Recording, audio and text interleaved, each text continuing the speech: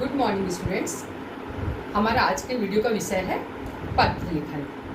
पत्र लेखन, पत्र जो है विचारों के आदान प्रदान का एक साधन है। यह भाषा का लिखित रूप है। हम इस पर लिख करके अपने विचारों को दूसरों तक पहुंचाते हैं। पत्र जो है दो प्रकार के होते हैं, औपचारिक पत्र और अनौपचारिक पत्र। कितने प्रकार के होते हैं पत्र? दो प्रकार के, औपचारिक पत्र और अनौपचारिक पत्र। देखिए अब औपचारिक पत्र में कौन कौन से पत्र आते हैं? प्रार्थना पत्र, आवेदन पत्र, शिकायत पत्र, व्यावसायिक पत्र, शासकीय पत्र, संपादकीय पत्र, कार्यालयीय पत्र। इस प्रकार से बहुत सारे पत्र आते हैं, तो एक एक करके हम समझेंगे। देखिए प्रार्थना पत्र। प्रार्थना पत्र आप जैसे छुट्टी के लिए स्कूल में लिखते हैं बच्चे जो है, आप अपने हेडमास्टर को या प्राचार्य महोदय को, कक्षा शिक्षक को आप लोग लिखते हैं। कभी जैसे खेल का कोई सामान चाहिए आपको, उसके लिए आवेदन पत्र लिखते हैं। शुल्क मुक्ति हेतु लिखते हैं आप, शुल्क फीस माफ़ी हेतु, ऐसे स्थानांतरण प्रमाण पत्र हेतु। उसके बाद है आवेदन पत्र। नौकरी के लिए आप आवेदन पत्र लिखते हैं, नौकरी के लिए आवेदन पत्र लिखते हैं। शिकायत पत्र जैसे बिजली कार्यालय में, हम बिजली ऑफिस में लिखते हैं कि बार बार बिजली कट रही, जिससे हमें परेशानी हो रही, उसके लिए हम शिकायत पत्र लिखते हैं। या थाने में लिखते हैं, अब चोरियाँ अधिक बढ़ जाती है तो थाने में शिकायत पत्र लिखते हैं कि सुरक्षा व्यवस्था की जाए करके। या सड़क की दुर्दशा के विषय पर हम शिकायत करते हैं। इस प्रकार से शिकायत पत्र लिखते हैं। उसके बाद है व्यावसायिक पत्र। जैसे प्रकाशक को हम पुस्तकों के लिए पत्र भी लिखते हैं, पुस्तक मंगवाने हेतु, वो आपका व्यावसायिक पत्र हो गया। शासकीय पत्र, शासकीय पत्र जो सरकार द्वारा कुछ निर्देश जारी किए जाते हैं, उसके लिए पत्र जो है सरकार का अलग अलग विभाग से जो पत्र होते हैं वो आपका हो गया शासकीय पत्र।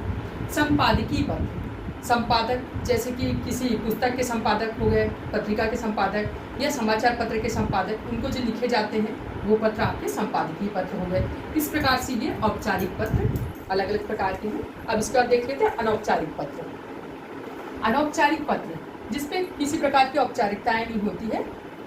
देखिए इस पे है बधाई पत्र। जैसे कोई मित्र हमारा अच्छे नंबरों से पास हुआ या किसी का विवाह हुआ है, उसे हमें बधाई देना है, तो उसके लिए हम बधाई पत्र लिखते हैं। धन्यवाद पत्र, यदि किसी ने हमारे लिए कोई अच्छा कार्य किया, कोई हमारे को उपकार किया, तो हम उसे धन्यवाद पत्र लिखते हैं।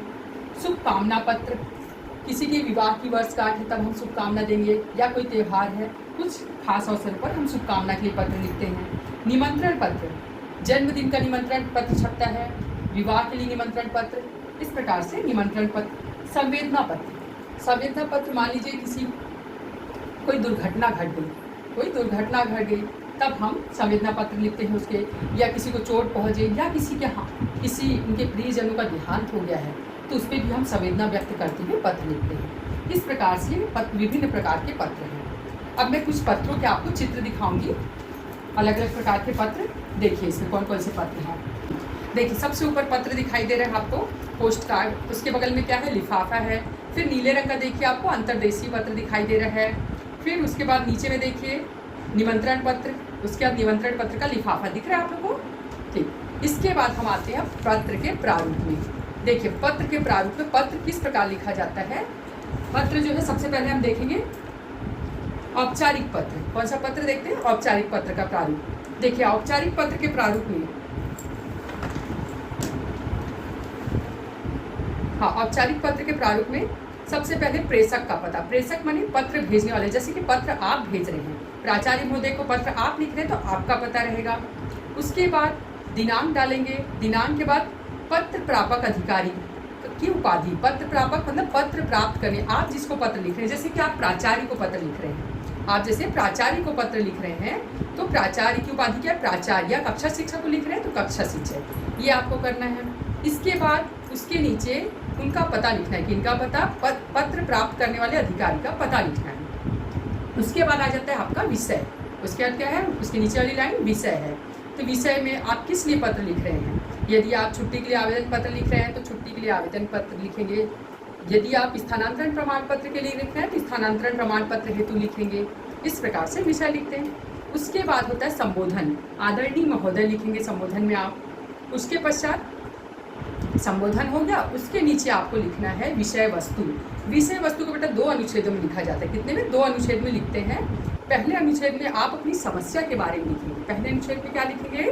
अपनी समस्या के बारे में। उसके बाद दूसरे अनुच्छेद में आप अधिकारी से क्या अपेक्षा रखते हैं वो लिखेंगे कि आप छुट्टी चाहते हैं कितने दिन की, या शुल्क मुक्ति चाहते हैं, जो भी है वो आप अधिकारी से जो अपेक्षा वो लिखेंगे। इसके बाद आप धन्यवाद लिखेंगे।